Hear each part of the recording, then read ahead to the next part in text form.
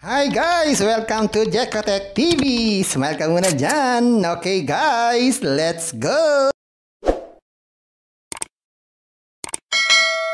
Guys, welcome back again to my channel.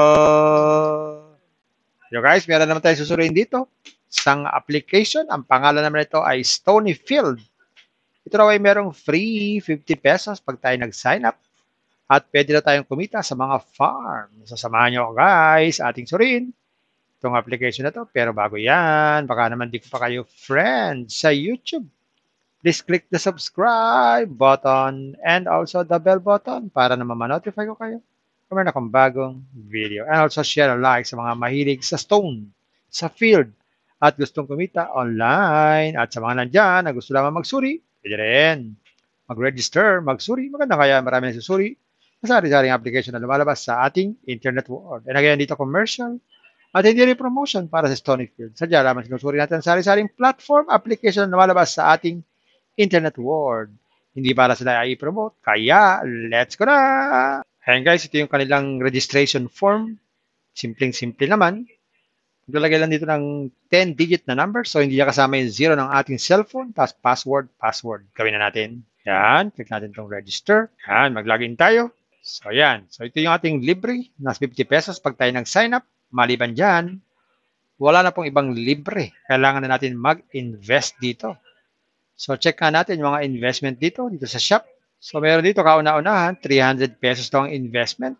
Ikita raw ito ng 29 pesos every day. So, ibig sabihin, in 10 days, bawi natin ang puhunan natin.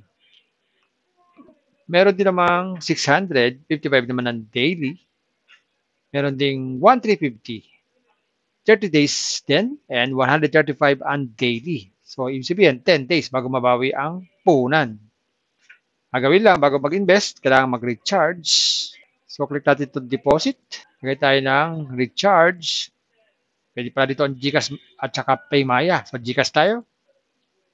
Lagay tayo ng 1,400.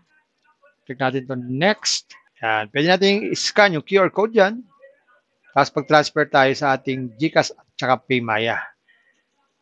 Tapos pagka-transfer na, click lang itong next. Kaya dito yung GCash number na ating ginamit at saka yung reference number. Yan, ganyan lang. Tapos click lang process. Yan, sabi dyan, recharge is pending. So, aantayin natin yan. Pag nag-reflect na yan sa ating account, pwede na tayong mag-1,3. Dahil ang ating invest ay 1,4. Sa withdrawal naman, check natin.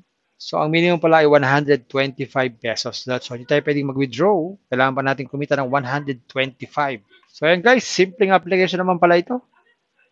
Meron nga siyang 50 pesos, hindi naman pwedeng withdrawin dahil 125 ang minimum withdrawal. Wala lang pa pagkakakitaan kundi mag-invest. So, guys, bago kayo mag-invest, think twice, mag-search, magtanong-tanong bago mag-invest, and invest at your own risk. Invest what you can afford to. Yun lang po sa walang pera ang ating invest. Pag ating pakawayan pa binibigay sa pinikulang pan-tuition fee. At lalo-lalo na, huwag po tayo mangutang. Wala po tayong perang pang-invest, manatili po tayo sa free. Meron itong free, kaya lang, hindi pwedeng withdrawin agad. Kung gusto nyo pa na maraming free, pasalan nyo po yung description box. Nandun po yung mga super legit na free application. Puntahan nyo po. At sa mga nandyan, paalala, ang mga ganitong application, minsan tumatagal po na ilang taon. Isa naman ay linggo lamang. Isa na isang araw lamang. Kaya maging maingat sa ating pag-i-invest. Bye-bye. Ingat tayo sa pag-i-invest. Bye. Hi guys! Welcome to Jekotech TV! Smile ka muna dyan! Okay guys, let's go!